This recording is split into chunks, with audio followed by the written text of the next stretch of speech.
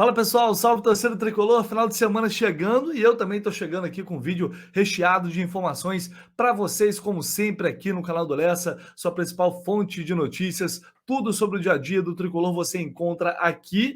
Hoje tem entrevista coletiva no CT Carlos Castilho, aliás, a última do ano. O zagueiro, o capitão Nino, vai conceder entrevista lá no CT Carlos Castilho e a gente vai acompanhar. Mas neste vídeo aqui eu vou primeiro falar sobre, para mim, um absurdo: John Arias não está na seleção do Campeonato Brasileiro. Queria falar sobre isso. Vou trazer uma informação aqui de que o Fernando Diniz está impressionado com o jogador. Já dou a dica aí de que é um jovem jogador e isso está fazendo o Fluminense mudar, inclusive, as prioridades em termos de posição em relação a reforços para 2023. Tamanha a satisfação que o Diniz está com esse jogador.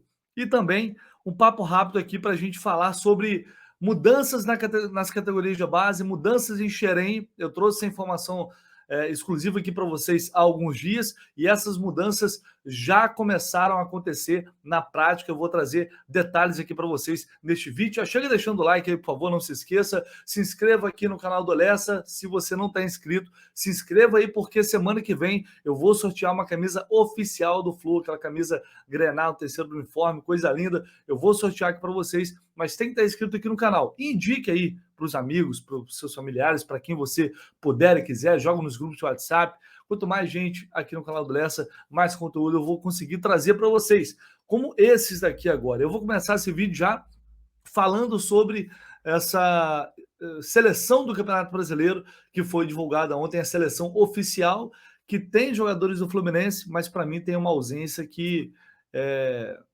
para mim, não tem justificativa. Eu realmente não consigo compreender. Vou colocar aqui na tela para vocês. Aqui a gente vê a seleção do Campeonato Brasileiro, até um post que o Gabriel Amaral fez aqui, e eu não consigo entender. O que eu não consigo entender aqui é o John Arias não estar nessa seleção. E no lugar do Arrascaeta. Por que eu estou falando isso? Gente, é seleção do Campeonato Brasileiro. Tem muita gente que não consegue entender isso. Não estou aqui discutindo que jogador é melhor, porque lá a torcida do Flamengo já estava enchendo o saco lá. Provavelmente vai ter aqui também.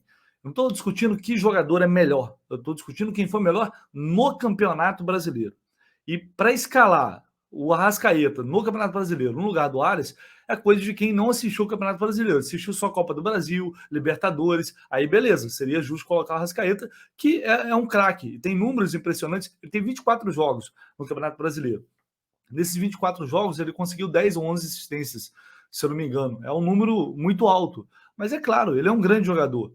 Só que não é. A gente não está falando apenas de número, porque número por número, por exemplo, o Arias tem 7 gols, ele tem 3. Né? No total da temporada, aí são 16 assistências do Arias e 16 gols. Isso é muita coisa mesmo. E falando em regularidade dentro do Campeonato Brasileiro, é muito injusto o Arias não estar aí, por tudo que ele fez na competição. Ele foi um dos grandes jogadores, não tem dúvida nenhuma que merecia estar aí, ali ao lado do Scarpa. Se tivesse que tirar alguém, então que tirasse o João Gomes e colocasse o Arrascaeta ali, então, já que não queria. Já que a Arrascaeta tem que estar pelo nome, pelo grande jogador que ele é, mas não no Campeonato Brasileiro, onde ele foi, assim como o time principal do Flamengo, foi poupado na maior parte das rodadas, né, na maioria dos jogos. E mesmo assim, e ainda assim, quando jogou, a Arrascaeta, em muitos jogos, ele não estava no seu melhor, devido a esse problema no pubis e tal. Não foi uma temporada 100% dele, do nível que ele pode apresentar. Então, por tudo que fez John Arias neste Campeonato Brasileiro, ele merecia estar aqui, é a minha opinião. Deixem a opinião de vocês, se vocês concordam ou não, mas eu acho que o Arias tinha que estar ali. O Cano e Pedro Raul, artilheiro, vice-artilheiro, Scarpa jogou demais, André nem se fala, né? Só faltava o André não estar também nessa seleção. O João Gomes também fez o grande campeonato, mas se ele não estivesse também não seria nenhum absurdo. Marcos Rocha na direita, porque, né, você vê, por exemplo, hoje quem está jogando mais, Marcos Rocha ou Rodinei? Só que o Rodinei jogou muito menos jogos no Campeonato Brasileiro, jogou muito mais jogos das Copas, onde ele foi decisivo pelo Flamengo. É a mesma lógica aqui. Na esquerda, o Piquerez, o Murilo, por exemplo, eu acho que tinha que ter o Vitão no lugar do Murilo, porque é um absurdo o Inter fazer um campeonato que fez. O vice provavelmente vai ser o vice-campeão, tem grande chance de ser, o Fluminense está nessa briga ainda, e não ter um representante ali na seleção do campeonato. Pelo menos um. enfim, inclusive o João Paulo dos Santos poderia também estar no lugar do Everton, é uma outra situação, uma outra opção que a gente poderia citar aqui. Então, assim, para mim é absurdo, muita gente não acha, inclusive torcedores do Fluminense, alguns não acham, mas para mim é sim absurdo o John Arias não estar nessa seleção, o Arrascaeta está nessa seleção, falando de campeonato brasileiro. Então, queria deixar essa opinião e ouvir também, evidentemente, a opinião de vocês. E antes de eu falar do jogador que está encantando o Fernando Diniz, quero deixar um recado para vocês aqui da 1xBet, só um minutinho da sua atenção, galera, isso é muito importante, porque é uma empresa que está apostando aqui no meu trabalho, aqui no canal do Lessa. Então, quem puder ir aqui no comentário fixado, na descrição do vídeo, clicar lá e fazer o cadastro na 1xBet, já me ajuda demais, já me dá uma força gigantesca. E quem já é do mercado, quem já conhece outras casas de apostas, vai na 1xBet, porque é uma das maiores do mundo. Tanto é que tem parceria com Barcelona, com Liverpool, com Tottenham, com vários clubes de expressão no futebol mundial. Credibilidade, não preciso nem falar, é uma das grandes casas de apostas do mundo e está oferecendo o bônus aqui através desse link, desse cupom Lessa. Faz seu cadastro, coloca lá no cupom Lessa. Você vai ganhar um bônus em dobro no primeiro depósito de até R$ 1.200, amigo. Até R$ 1.200. É o maior bônus do mercado. Então você vai lá, entra e, claro, você coloca o valor que você quiser. Se colocar 30, 50, 60, 20, enfim, o valor que você quiser, você vai ganhar bônus em dobro na 1xBet, aqui no canal do Lessa. Tá vindo Copa do Mundo aí, já tem várias opções de aposta lá para a Copa do Mundo. Eu vou trazer algumas detalhadas aqui para vocês ao longo aí do Mundial que está chegando. Faltam poucos dias, então vai lá no 1xBet, dê seu voto de confiança e dessa maneira é mais uma forma que você tem de ajudar demais aqui o meu trabalho para que a gente possa crescer cada vez mais. A família Lessa aqui no YouTube, conto com vocês, tá bom? Vamos lá então, seguindo aqui. Falando sobre Alexander, esse é o garoto que está encantando o Fernando Diniz e que já encantou o torcedor do Fluminense também, né? Com a grande atuação que ele teve, entrou muito bem contra o São Paulo e foi muito bem também nesse jogo diante do Goiás. Eu senti ele um pouco tímido, às vezes, na hora de buscar a linha de fundo para driblar, ele estava preferindo segurar, buscando o passe mais por dentro, mas defensivamente foi muito bem, muito firme, né? Muita personalidade. O garoto não tremeu em momento nenhum. E aí, por quê? Eu vou falar para vocês, não é nenhum exagero e não é minha opinião, tá? Eu já ouvi isso de outras pessoas que faziam essa comparação e agora essa comparação vem do próprio Fernando Diniz, né? Uma pessoa próxima a ele me confessou isso, dizendo o seguinte, ó, a pessoa falou para mim, né? O Diniz está impressionado e encantado com esse jogador. E vocês vão lembrar que há um tempo atrás eu trouxe a informação de que os garotos que tinham subido profissional para treinar com o profissional estavam treinando muito bem. Marcos Pedro, Alexander, até o João Pedro, que estava no sub-23, né? E o Diniz, assim, tá maravilhado com o Alexander e ele acredita que ele pode atingir o nível do André. Pode ser assim, um novo André. O Alexander pode ser um novo André. Foi essa definição que eu ouvi aqui. É um jogador de um nível técnico absurdo, de uma personalidade também absurda, mesmo ainda muito jovem, e que dá para comparar tranquilamente com o André. Vocês lembram quando o André subiu profissional, já fez gol logo de cara no Clássico, como se estivesse jogando uma partida do Sub-20 lá de Campeonato Carioca. Então o Alexander é a mesma coisa. O Diniz está com muita expectativa para esse jogador, já está preparando ele para o ano que vem, e inclusive a lateral esquerda deixou já de ser uma prioridade absoluta. Havia um desespero para contratar o lateral esquerdo. Agora já não tem mais esse desespero. Isso foi o que eu ouvi, tá? E eu ainda acho que o Fluminense, mesmo assim, teria que contratar um jogador. O Reinaldo seria o favorito, eu vim falando sobre isso com vocês, né? O Fluminense já até iniciou conversas. Só que se o Reinaldo vem, a gente sabe que o Reinaldo não vai ser banco para Alexander. E aí o garoto vai ter que voltar para o banco e esperar a oportunidade dele. Eu acho que não adianta... beleza, vai apostar no Alexander? Ótimo, maravilhoso. Só que vai continuar sendo o Cristiano a primeira e única opção no banco de reservas? Acho isso muito ruim. Porque é um jogador que já mostrou que não tem qualidade para estar no elenco do Fluminense. Então, assim, parece que o Diniz está buscando... Parece que o Diniz falou assim, opa, esse aqui pode ser o meu novo Caio Henrique.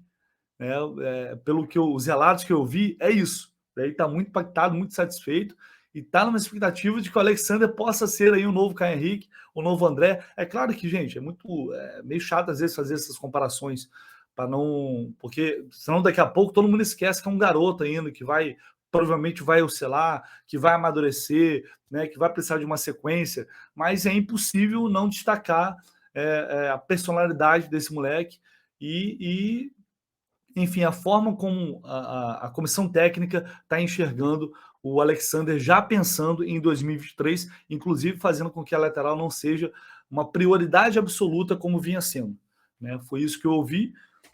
Não estou dizendo que o Fluminense desistiu de contratar um lateral esquerdo, não é isso, não sei se vai desistir, não sei se mesmo assim vai buscar o nome, mas o que eu estou dizendo é que a necessidade absurda, né, a urgência em contratar um jogador para essa posição, ela diminuiu com a resposta que o Alexander deu nesses 2 últimos jogos e que também vai ter oportunidade de dar agora nessa última rodada, de ter mais uma boa atuação nessa última rodada contra o Bragantino, lá em Bragança Paulista. Então, é isso que eu posso dizer para vocês. Vamos ver o que vai acontecer, mas não tem como não criar uma expectativa, né? E para fechar esse vídeo aqui, galera, mudanças em Xerém. Eu trouxe para vocês há algum tempo, há uns dias, na semana passada, que o Guilherme Torres não seria mais o técnico do Sub-20, certo? Que ele voltaria para o cargo de coordenador metodológico. Foi assim que ele chegou ao Fluminense. Na verdade, ele tinha recebido uma proposta do clube e estava avaliando, que ele tinha outras propostas, e decidiu aceitar. O Fluminense confirmou ontem essa informação, num comunicado oficial. Então, o Guilherme Torres não é mais técnico do Sub-20, ele volta para ser coordenador metodológico. E tudo isso está acontecendo porque o Fluminense vai implantar uma filosofia única, o dinizismo em Xerém. O presidente Mário Bittencourt já tinha falado sobre isso, eu expliquei já a vocês. Vou deixar, até para não ficar repetitivo, vou deixar aqui o vídeo para vocês assistirem. Quem não assistiu, vou deixar aqui no card. A ideia é ter as ideias, os conceitos do Fernando Diniz sendo praticados desde a base, desde infantil, juvenil e depois sub-20, enfim, para que os jogadores possam chegar ao profissional já muito bem preparados e adaptados à filosofia do treinador. O objetivo é esse, né? Então essas mudanças já estão acontecendo. No Sub-17, o Daniel Pinheiro também não é mais técnico do Sub-17, ele vai ser auxiliar do Sub-20, e para o cargo de treinador Sub-20, o mais cotado é o Marcos Valadares, que foi campeão brasileiro pelo Atlético Mineiro em 2020, na Copa do Brasil semana passada, e agora ele está no Ceará. Ele foi eliminado para o Flamengo na semifinal, fez uma campanha muito boa com o Ceará também, e já treinou, já trabalhou em Xerém entre 2012 e 2015. Ele foi comandante de uma geração também muito badalada, que teve Robert, Kennedy, Gerson, Danielzinho, Marcos Felipe, Douglas Augusto, até Benevenuto, né, um amigo no Twitter me lembrou, que fazia parte dessa geração e comandado pelo Marcos Valadares. Então ele é um dos nomes cotados, não está certo, mas é um dos nomes que pode assumir aí o Sub-20. Sub-17 não está definido. Então, são mudanças na prática que já estão acontecendo para que todo o Xerém tenha uma identidade única de jogo, que seja a mesma identidade do profissional, né? O Fluminense esperando lá no Barcelona, em La Masia, para que, enfim, os jovens possam ser preparados, né, e já praticar esses conceitos, essas ideias desde as categorias de base, chegando, portanto, em tese, pelo menos, muito mais bem preparados ao profissional. O Diniz vai acompanhar esse processo de perto, ele provavelmente vai ter uma pessoa para estar no dia a dia, intermediar, fazer essa ligação entre Diniz e Xerém, porque ele não vai poder estar em Xerém, evidentemente, mas tudo isso, as coisas já estão acontecendo na prática. E o Guilherme Torres vai ser o cara que vai colocar isso no papel, que vai atualizar essa metodologia já com as ideias do Diniz, tudo sendo acompanhado de perto por ele.